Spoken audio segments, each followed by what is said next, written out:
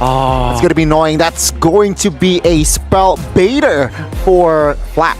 Yeah, oh man, this is going to be a problem, right? Because technically, when we see Falcons Apbren pick up the glue in the EXP lane, he has been so great at zoning these important members, and I would expect that the Beatrix would have a little bit of a difficult time. However, in these team fights, when we saw from the previous game, there was a little bit of an issue when they were trying to target few on the Jushin, right?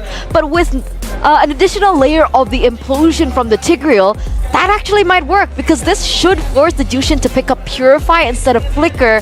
And previously, Few utilized that Flicker really well in these team fights as he knew exactly when the penalty zone hit. But here it is, ladies and gentlemen, the next game in this best of 7. We're going to game number 4. Game number 4. Who will take it? Team Liquid, they have a chance to equalize the series and extend it to a 5th game, or will it be FCAP claiming the win, taking championship point? All right, let's find out here. Steel PH going to be on the blue side, up against Falcons Apbren on the red. The real question is who's going to find the lead, right? Because at this point, Glue is a huge sandbag to this Terizla. He doesn't mind trading because he can generate all that health back by picking up his little globules. But wait, hold on. An early rotation coming in from Few here, looking for an opportunity to turn this lane around for Flap. I think that's his characteristics, right? A Few really likes, after the first wave cleared, he likes to rotate towards the EXP for a potential setup. And now, let's see here, JP providing vision for Kyle, showing his rotations. Team Liquid, PH, and Falcons Apbren, though, they will not have business on towards a fight, of course, in the first 2 minutes. Look at how fast that clear is from Kyle, right? Both Carl and as well as Kyle currently at level 4, looking for opportunities to invade each other, and Carl reads into this. Sanford is there to protect that one camp that he needs, and it looks like it is still claimed by Kyle. But in the meantime, right, at the very least, on the top side, we're seeing a lot of pressure being generated as Benny QT needs the help of JP to get these waves cleared up without having to take too much damage in return. Oh, very interesting approach here from JP. He opted for that Brave Smite, right? So maybe he doesn't need for clearing. He wants to be more on towards the spell vamp kind of side, right? So let's see here. With that, will JP have more say, especially during the early game fights? Yeah, I think the early... Oh, that's a really good point. Because Wait, hold on. Sanford getting disposition once again. The Flap TC Few combination with the Jushin as well as Glue showing why it's super obnoxious to deal with. Sanford is out of there, and now they hold priority. JP gets hit by the implosion. The Flicker coming in for Sanford with the penalty zone, looking to catch 2, but only just catches Kyle, who dashes on out of there. Nightmaric Spawn has been dropped to set the tone. Hands chains onto Flap's easy side. JP comes in with the Flicker implosion. Catches one. Sanford fights first blood with the help of the Executioner. Strike. They move backwards. Disposition once again. Few allows the rest of the team to disengage, but now passing that, handing off that kill to Kyle TZ, finds a fracture to take him out.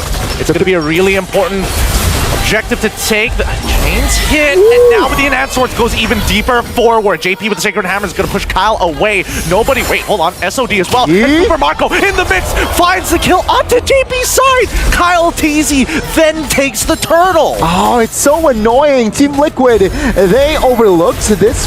The SOD power from Super Marco, and Super Marco saw the opportunity, took it, gets the kill, and it. Right, Falcons Apbren with that, taking the neutral objective as well. And Team Liquid, they are slightly behind on rotation. Yeah, I mean, I don't think TLPH was expecting Super Marco to get involved that early on. The implosion onto JP's side sounds like a good idea, but I mean, for Ogwen, he shouldn't be that far up without that Flicker. Yeah, they thought that Team Liquid were slightly behind, so he overextends. He wants to take control of the bush, of course, but they forgot JP was there with full resources as well. So yeah, that's a slight mistake there by Ogwen. Hopefully not anymore, especially in that game. I think he was confident with the Primal Wrath, right? He just wanted to be able to get out of there, and because of all this pressure being generated on the top side of the map, Benny QT is able to successfully take double waves without really interacting with Super Marco for the most part of this early game. Again, Carl TZ here, and Carl TZ will not engage on towards a fight just yet. Team Liquid and Falcons Apbren. Take a look at the space that Falcons Apbren are taking, man. They are so ready and they so want the mid. PH4 members in the middle. I mean, they're trying to control a part of the map that doesn't really matter right now. Because Falcons Apbren, even if they control the bottom side, TLPH are playing around Benny QT and trying to supercharge him as fast as possible. Sanford and as well as Flap TZ going to be sandbagging each other, but it does mean that Flap does walk away with priority against Sanford, who's 2 seconds behind. Wait, Sanford? He's stutter stepping here. He's worried to get rotated on, but more importantly, getting ganked by Flap TZ with the help of Few. He's got to be he's very aware of this now that he's played against his Jushin at least 3 times. Yeah, well, but set up here. Oh, with the flicker implosion as well. Finds 2. Oh, Bennett's Rage doing a majority of the damage with Sanford finding the last hit. This turtle should fall into the hands of the team.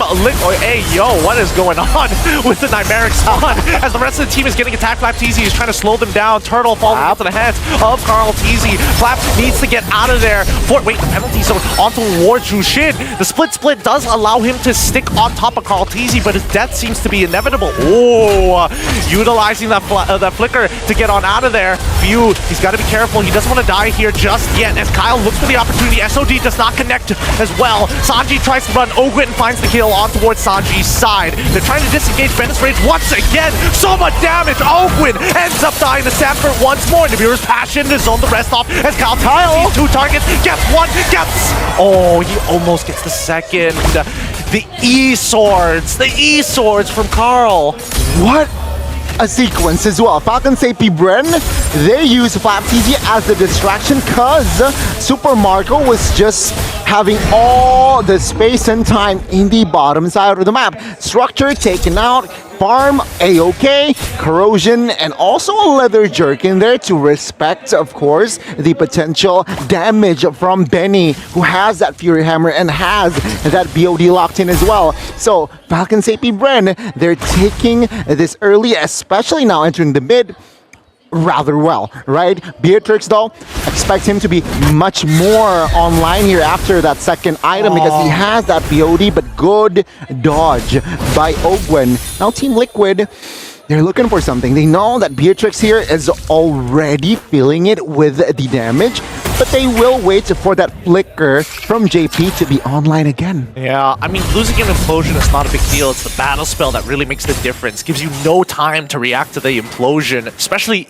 if you anticipate it. Super Marco, now without that tier 1 on that top side, he doesn't want to be around that area. Now that the turtle is spawning there as well, more reason not to stick around longer than he should. Oh, wait, hold on. Edith getting a good engage on towards JP's side. He quickly gets the heck out of there, even committing to the implosion and Sacred Hammer. But now Sanford has to flicker forward with the penalty zone to try to make things happen. But on the opposite end, Dominator's Descent coming up from Sanji is going to zone the rest away. Flap trying to do the exact same thing with the split, but it goes into nobody's favor. They're just using battle spells. Few running out of mana, has to recharge. Wait, SOD does connect the implosion into the Bennett's Rage. Benny QT finds it, and Carl takes the turtle. Nasty sequence again. JP with the flicker. Oh, he gets the knock up, but no follow-up immediately after. A good stun coming in from Flap TZ. These micro stuns making the difference as Tier 1 will collapse, and Super Marco on the opposite end takes his own Tier 1, unable to secure Tier 2.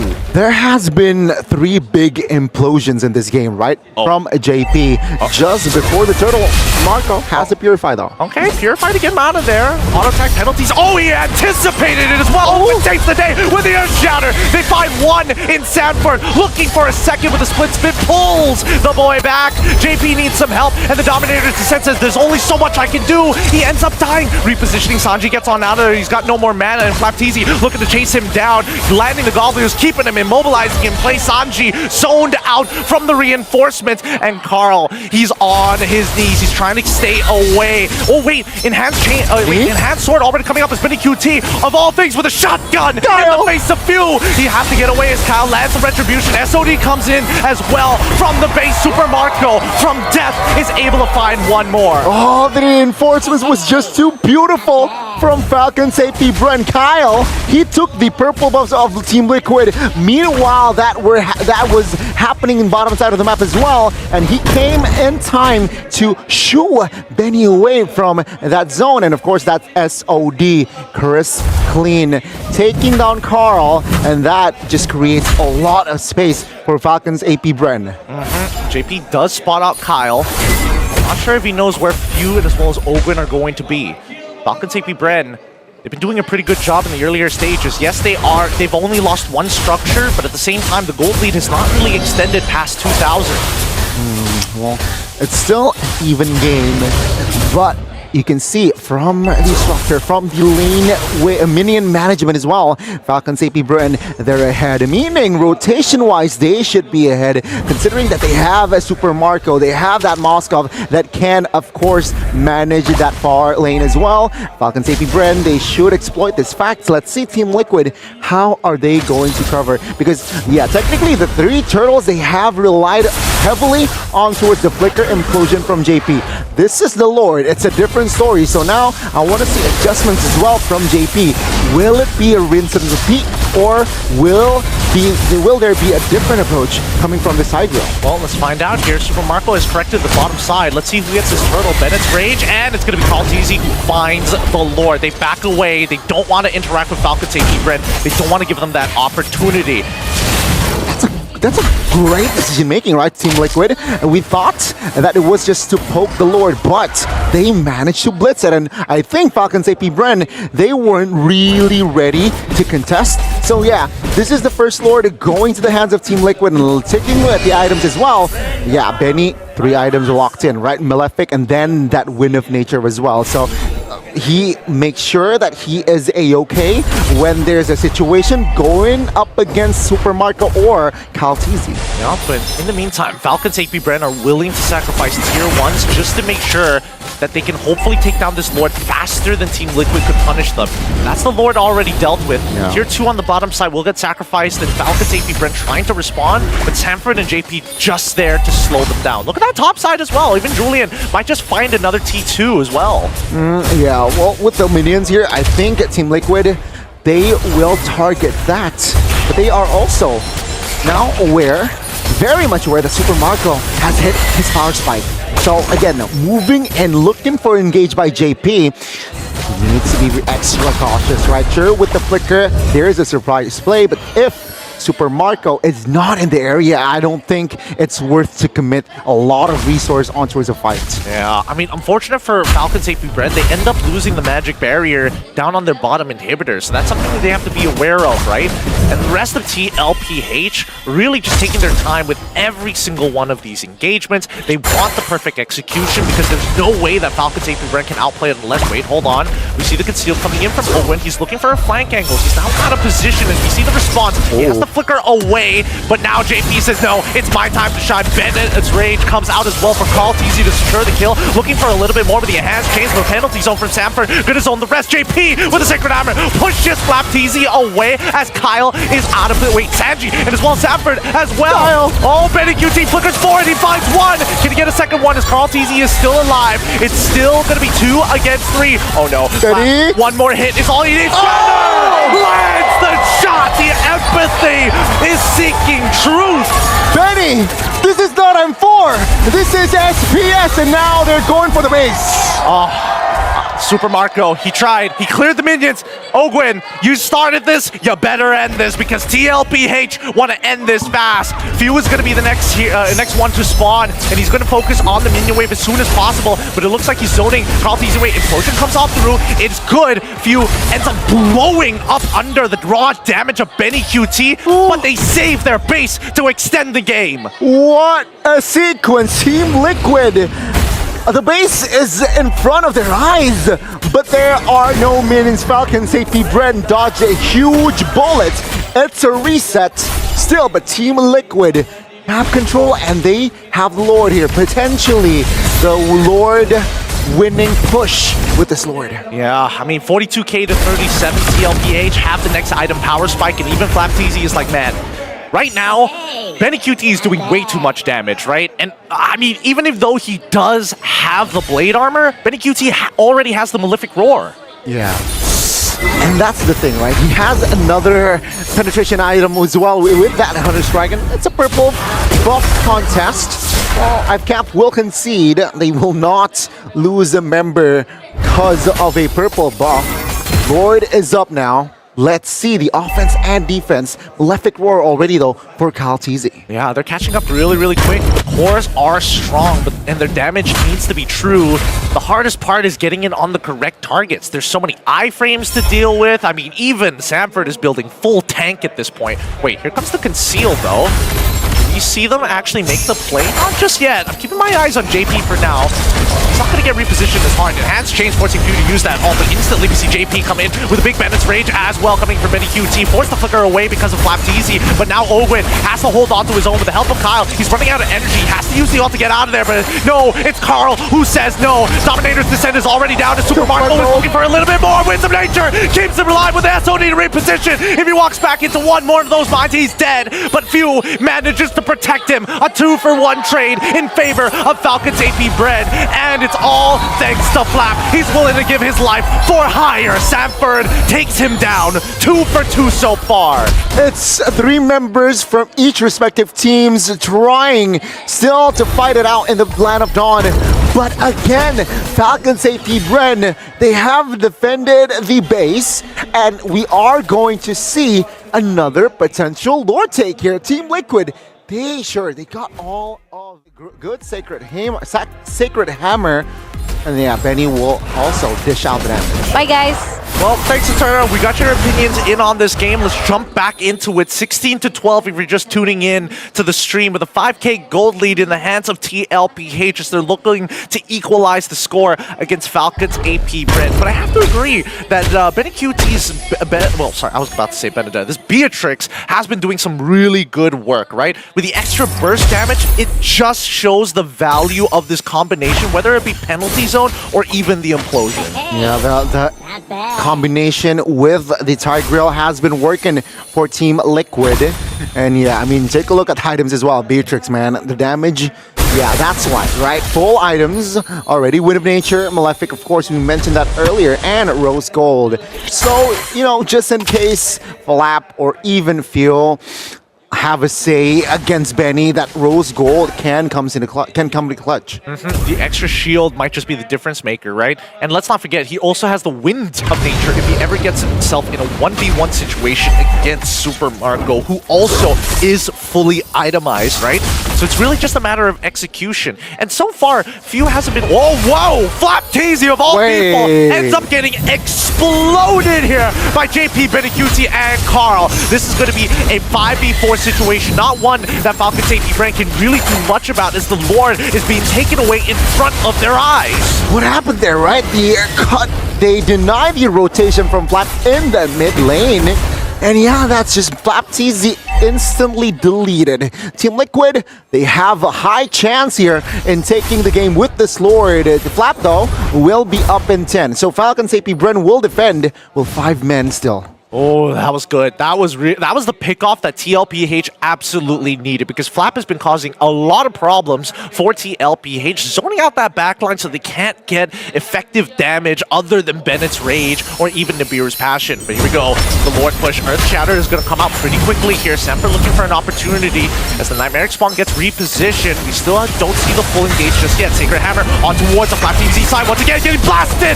Once again by Nibiru's Passion. And now looking for the base. They're looking to equalize the score. Super Marco tries with the Winds of Nature, and that is another win for TLPH. They were down 0-2 game by game, and now they have equalized the series. They've extended, and now they have found the equalizer. 2-2 Kaltizi and friends. They made it. They did. They have come back. Reverse comeback here, and it's going to, you know, who will be able to get that championship point first, Falcons Apbren or Team Liquid. And both of these teams are showing strength. They are showing resilience. Both of them are. It's insane. It's insane. I think a lot of people were expecting with that 2-0 victory for Falcons Apbren for this to go a 4-0 in this best of 7, but you know, Team Liquid, they gear up and they're like, not today. We're gonna come back and we're also gonna prove why we were considered one of the strongest teams here coming into the Snapdragon Pro Series. I mean, basically they remind you, right? We were the champions of M4. Benny was on the Beatrix most of the time during M4.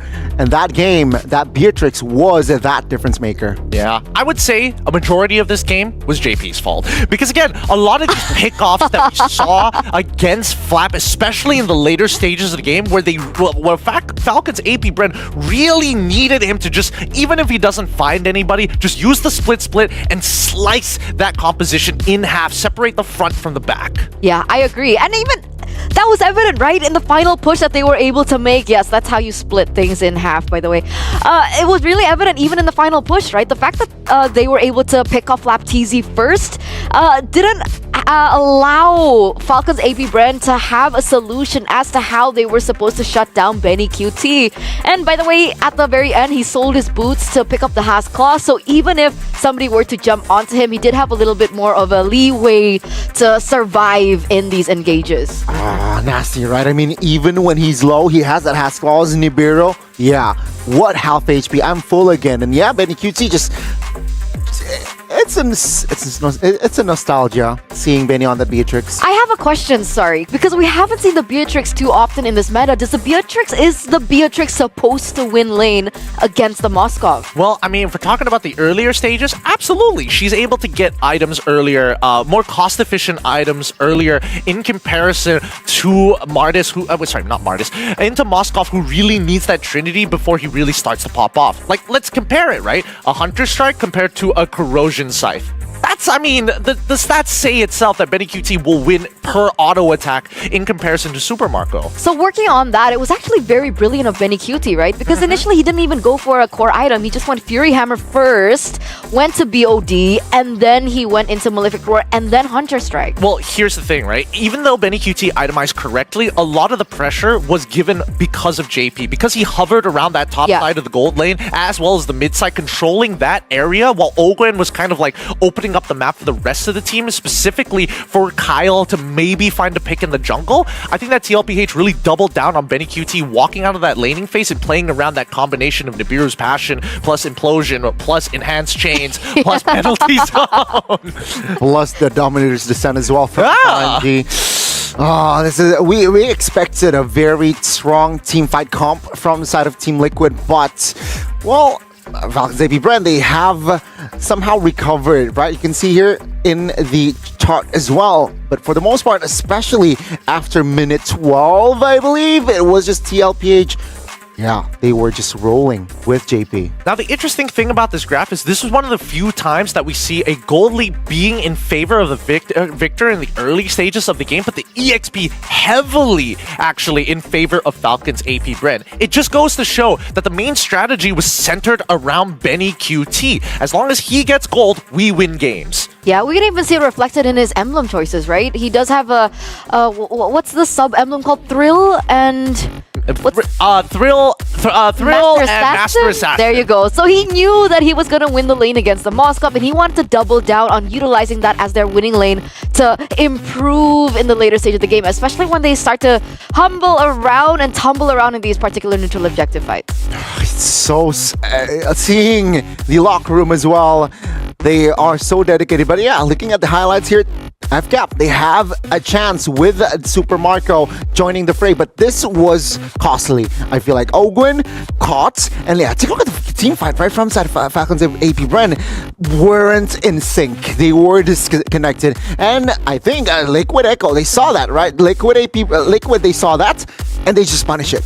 Here, they almost got the base. Yeah, they were so very, very close, and I think even the weapon choice coming in from Benny QT was extremely intelligent, right? He knows that he needs at least one burst weapon. Usually he has Nibiru in his back pocket, but sometimes he's been even utilizing the shotgun to get maximum value if somebody's out of position. For an example, Few, you don't need the full blast of Nibiru's Passion. I'm just gonna shotgun you twice in the face and you're gone. Yeah, the Wesker. And well, this was the final push. Nibiru on towards the base was the call for Benny. And ladies and gentlemen, we have 2-2 in game 5. Yeah, we're going all the way, it seems. 2 apiece.